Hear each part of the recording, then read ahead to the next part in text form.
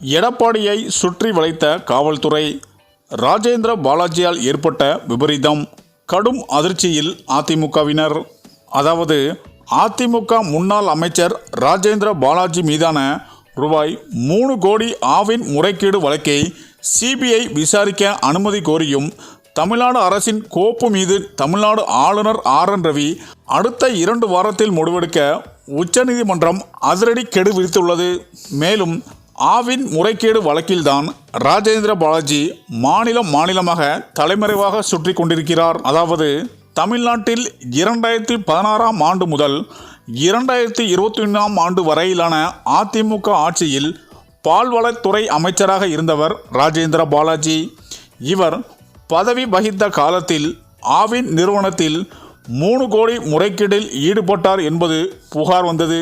மேலும் ரவீந்திரர் என்பவர் அளித்த புகாரின் பெயரில் விருதுநகர் மாவட்ட காவல்துறையினர் ராஜேந்திர பாலாஜி மீது வழக்கு பதிவு செய்தனர்.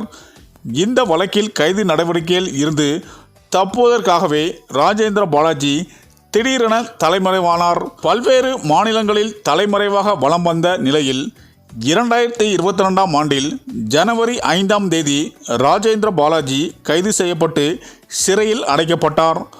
உச்சநீதிமன்றம் அளித்த ஜாமீனில் பின்னர் விடுதலையானார் ராஜேந்திர பாலாஜி. இதனிடையே தான் ராஜேந்திர பாலாஜிக்கு எதிராக புகார் தந்த ரவீந்திரர் சென்னை உயர்நீதிமன்றத்தில் ஒரு மனுவை தாக்கல் செய்தார். அதில் ராஜேந்திர பாலாஜி மீது தாம் தந்த புகார் மீதான விசாரணை மிகவும் தாமதமாகவே நடைபெறுகிறது. இதனால் வழக்கை விரைவாக விசாரித்து நடவடிக்கை எடுக்க உத்தரவிட வேண்டும் என கோரியிருந்தார்.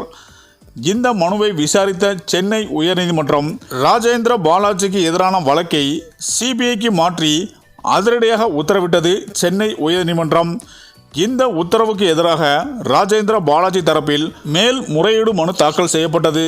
இந்த நிலையில்தான் உச்சநீதிமன்றத்தில் ராஜேந்திர பாலாஜி வழக்கை நீதிபதிகள் விசாரித்தனர். நேற்றைய விசாரணையின் போதும் ஆளுநர் தரப்பில் எந்த முடிவும் இன்னும் தெரிவிக்கப்படவில்லை. மேலும் தமிழ்நாடு அரசு தரப்பில் தெரிவிக்கப்பட்டது.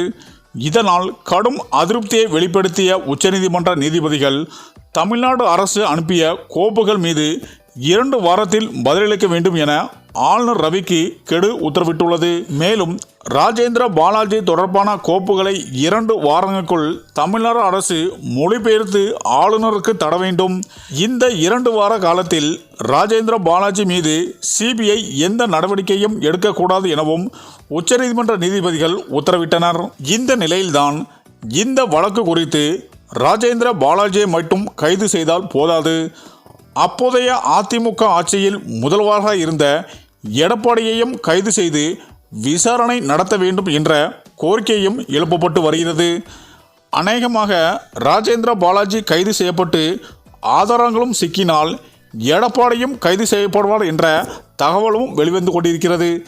இந்த தகவல் அதிமுகவினரை கடும் அதிர்ச்சியில் ஆழ்த்தியுள்ளது என அரசியல் வட்டாரங்கள் கூறி வருகின்றனர்.